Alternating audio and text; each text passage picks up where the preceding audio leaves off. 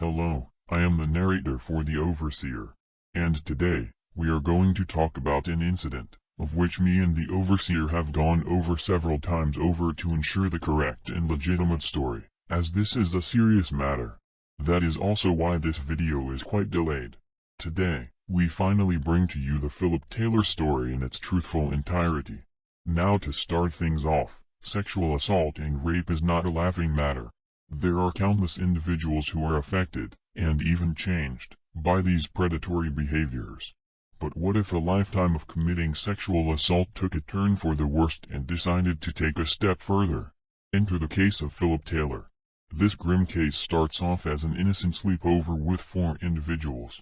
For safety reasons, I will not mention anyone by name other than Phillip or certain members of his family. Now out of the 4 people, resided a significant age gap, which will be important later. 2 out of these 4 people included Phillip Taylor and a 12-year-old. Now, nothing was fishy at first, but when the time to sleep came, all individuals were assigned to a room. Importantly, out of all of these, Phillip, at the time, was not in the room where this 12-year-old resided. The next morning came, and along with it, Phillip's lust.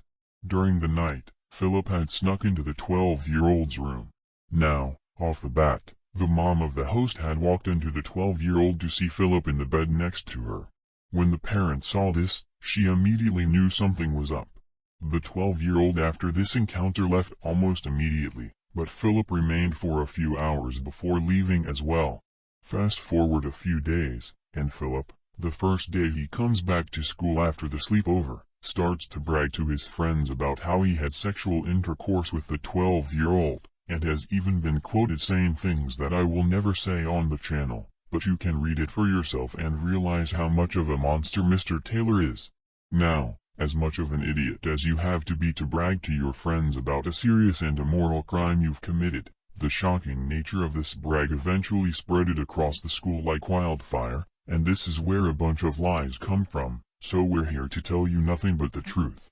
And when the host of the previous sleepover heard about this in school, they immediately called the guardian of the child and explained the horrendous actions of Phillip. The 12-year-old was then questioned by her guardian, and that's when she confessed to being raped.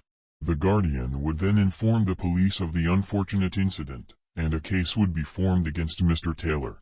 The next day, Phillip would pretty much be exiled from most of his peers, with some testifying that they had allegedly seen Phillip and the 12-year-old at the park, and others stating allegedly that Phillip had gotten boners from the child by merely sitting on his lap, but these are alleged, so take these accusations with a grain of salt. The only people who dared to defend him were certain members of his family, close friends, and his girlfriend. A shocking case of this was that of his brother, John.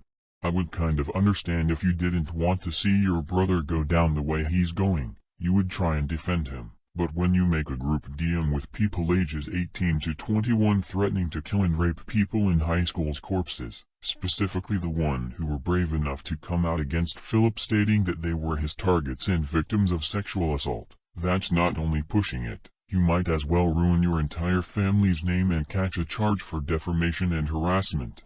And here's a message to all those who still defend him. I haven't mentioned Phillip's age yet for this express purpose. Phillip at the time of the incident was 18. In the state of West Virginia, the age of consent is 16 years of age. Below 16 years old, minors cannot legally consent, even if they say they do. In the case of Phillip, this would mean he will be charged and prosecuted for statutory rape and third-degree sexual assault under the West Virginia Age of Consent Law 61-8B-5, and if convicted, could face up to 15 years in jail and a max fine of $5,000. It is more than likely that these charges will stick as authorities have already found DNA evidence of Phillip's semen on the 12-year-old's jacket she was wearing during the time of the incident.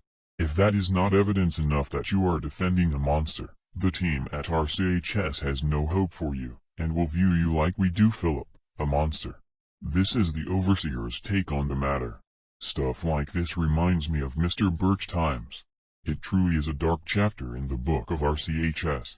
I hope that Mr. Taylor receives the maximum possible sentence for his lust.